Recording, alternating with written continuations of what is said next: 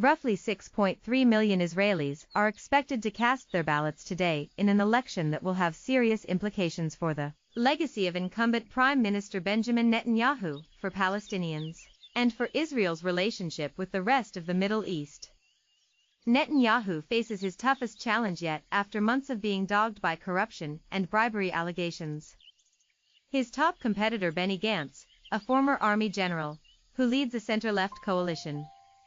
If Netanyahu wins, and polls are currently giving him a lead, though it remains close, the 69-year-old will become the longest-serving prime minister in the country's history.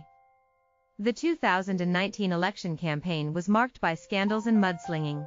Netanyahu's Likud party, in one example, edited a TV interview of Gantz to frame him as mentally unstable, while Gantz has painted Netanyahu as a corrupt traitor who sold his country out for money.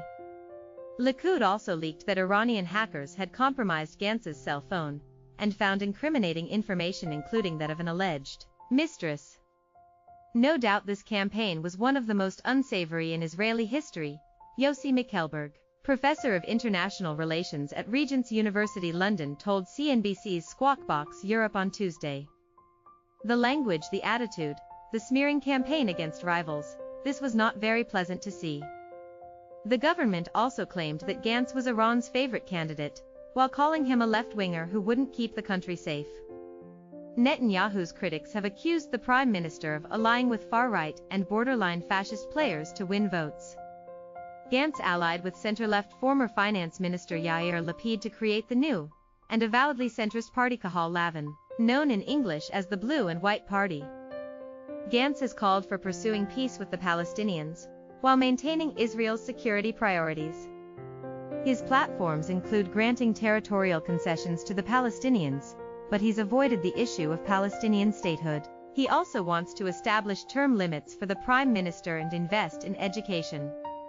Netanyahu has been prime minister of Israel 4 times, beginning in the 1990s as the country's youngest elected head of government, and is now the only prime minister to have been elected to 3 consecutive terms. His tenure has seen Israel take an increasingly hard line on the occupied Palestinian territories, expanding Israeli settlements into the West Bank that have been designated by the UN as illegal under international law. He prides himself on his nickname of Mr. Security, and also serves as Minister of Defense. Thanks to enthusiastic support from the Trump administration, Netanyahu has been emboldened to pursue right-wing policies. He now says that if he wins, he will annex the West Bank, home to around 2.5 million Palestinians.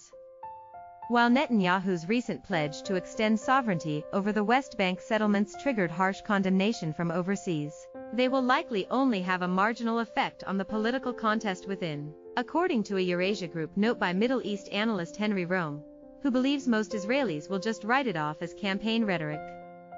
At this point, Netanyahu's comments more likely represent a flimsy campaign promise than a definitive new Israeli strategy, Rome wrote Tuesday. Gantz, for his part, says he opposes unilateral annexation, and has called Netanyahu's promises meaningless. This government's composition would not be all that different from Netanyahu's current coalition, but it may pursue a very dangerous path by opting to start annexing parts of the West Bank, Elon Goldenberg, Middle East Security Director at the Center for a New American Security, wrote in an op-ed for Slate magazine. Such a decision would lead to irreversible steps that make it impossible to form a contiguous and viable future Palestinian state, and could lead to the dissolution of the Palestinian Authority. In short, this outcome could mark the end of the possibility of a two-state solution. The U.S. under Trump, in a stark rejection of policy norms, has recognized Israel's annexation of the Golan Heights and the status of Jerusalem as Israel's capital, issues that had been previously regarded by the international community as subject to negotiation between the Israelis, Palestinians. Security and economy remain top issues for many Israeli voters. Despite a booming economy driven by an internationally acclaimed startup culture, inequality remains high and many young Israelis want to see progress on housing and living costs.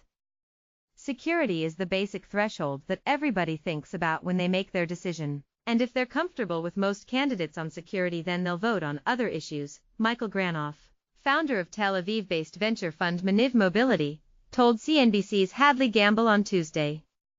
The tech sector has really been the engine of Israel's economy over the last decade or more, and I think any government that comes in is going to want to continue to see that growth. The polls are showing a close race, but any leadership is going to want to preserve the economic gains that we've seen over the last decade.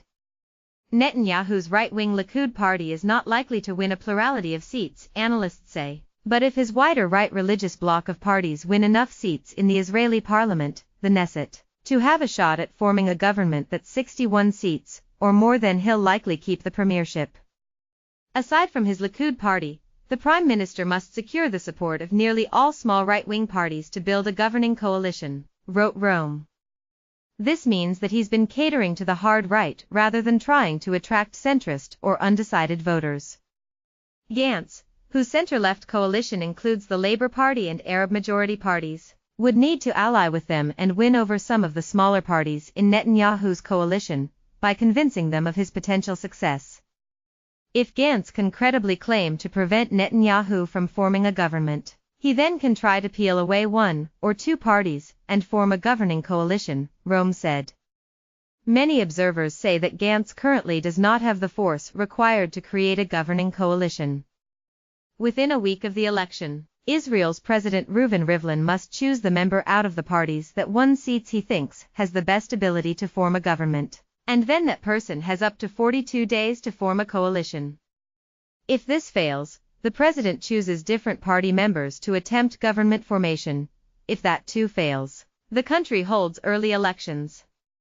Polls will close Tuesday at 10 p.m. Israeli time.